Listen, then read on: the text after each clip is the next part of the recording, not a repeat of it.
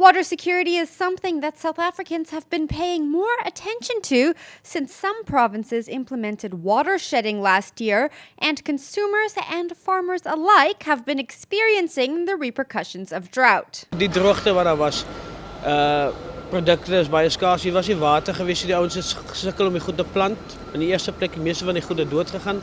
So ons moet dit op 'n ander plek gaan soek.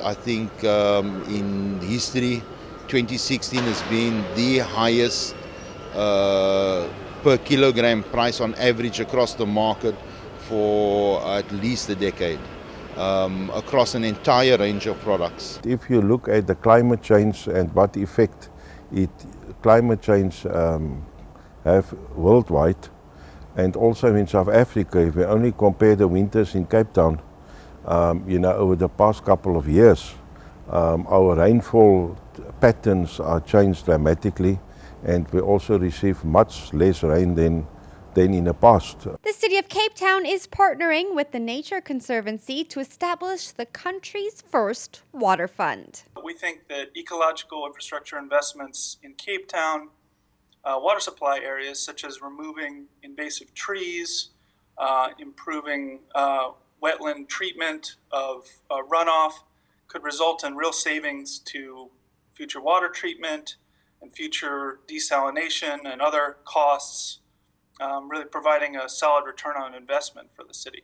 It's an innovative funding mechanism, governance and funding mechanism that bring different water users and investors together to invest in the water fund. So the access will be direct through job creation opportunities. So the communities of Atlantis, Mamre, Pella, it's impoverished communities, so the jobs will be created in those areas through the water fund activities. This isn't the first water fund in Africa.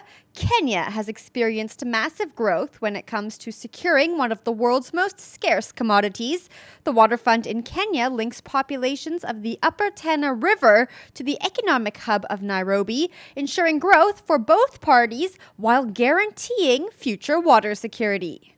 Nature Conservancy started working with the farmers in the catchment area, and there was very little vegetation cover, and that caused a lot of sediment that goes into the Tana River, and it increased the cost of water treatment, because they first had to get rid of the sediment before they could supply water to the city. 9 million people are depending on that river for their water.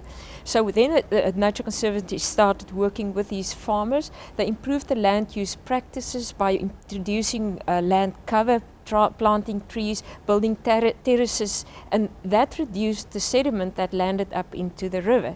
And they also realized, those farmers, that their actions have an impact on the lower down users. The prospect of expanding this model elsewhere in South Africa, a country where water supply is always on the mind of municipal officials, but I think is increasingly on the mind of the person on the street, given the long-term drought the country has experienced and most likely will have to experience again. So coming up with solutions that really work for